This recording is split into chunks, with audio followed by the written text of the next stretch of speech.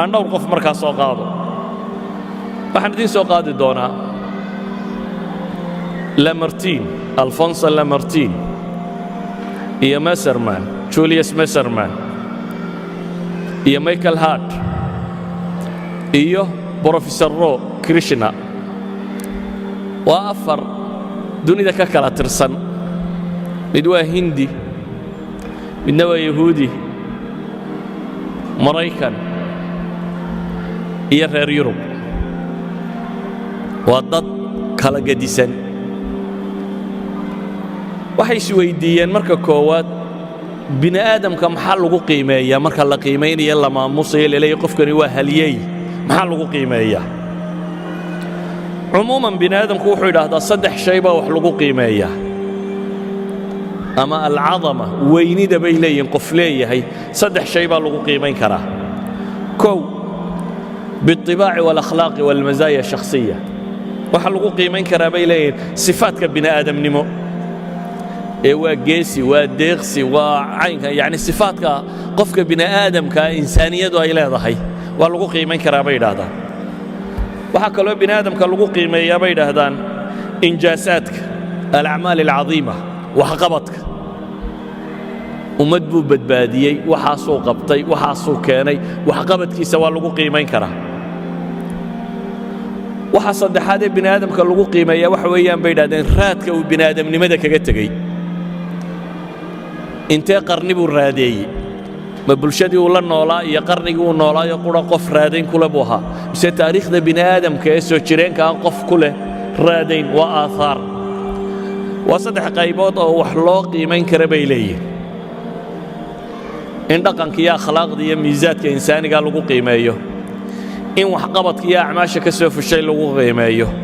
إن رات بني آدم لماذا كجت جاي لقو قيميه صدح دكات كو قيمي سبي ليه النبي محمد عليه الصلاة والسلام نمبر 1 waxay yidhaahdaan cadamada marka la qiimaynayo dadka badh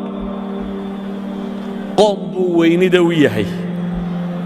laakiin waxaa laga yaabaa qadarka uu kuwan wax u taray kuwa kalena inuu dhibay maalan dagaalyahanada ninbaa dagaalyahannimo lagu qiimeeyey dee qoomkiisa wuu u guuleeyey laakiin qaar kale uu jabiyey baa jira bini aadamka oo dhan wax ma wada tarina qaarna wuu u hiiliyey qaarna wuu ka hiiliyey waxaa jira bay dhahan bini'aadamnimada marka la qiimeynayo inay maxalli tahay raadayntiisa ama waxqabadkiisu inuu gobol ku kooban yahay qowmiyad min alqowmiyat inuu wax taray iyo inay tahay international adduunka oo dhan inuu wax taray nabi moxamed calayhi salaatu wasalaam waxay leeyihin biayi miqyaas aad wax ku qiimayso bashariyada dhammaanteed buu wax taray sida awgeed haddii akhlaaq iyo dhaqan la rabo bay leeyihin وقف تاريخ ضاي تلماميسو إنه متواضعها وقيسيها تقاليهنها وحبحين جري دلقات بدنا صبر بدنا وحصفات قف بنا آدم اللي قلت الماموردن صادقة هاي الرنشاق بدنا بل نوفين بدنا وحصفات قف بنا آدم اللي قلنا موسى بيلين والله قمر خاطين لها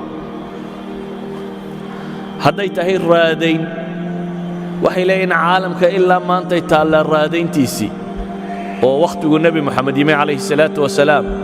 waqti aan la xuquuqul insaan wala xuquuqul bini aadam wala wax jira aanay jirin bay ahayd markuu nabigu calayhi salaatu wasalaam xajjatul wadaac tilmaamay bini aadamka iyo muslimadiisa iyo xurmada uu leeyahay aafaartu ka tagay bay leeyihiin waa taaburtay xadaaradan islaamiga dhammaanteed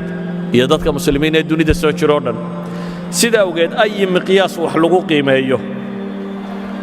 nabi maxamed calayhi salaatu wasalaam waa number 1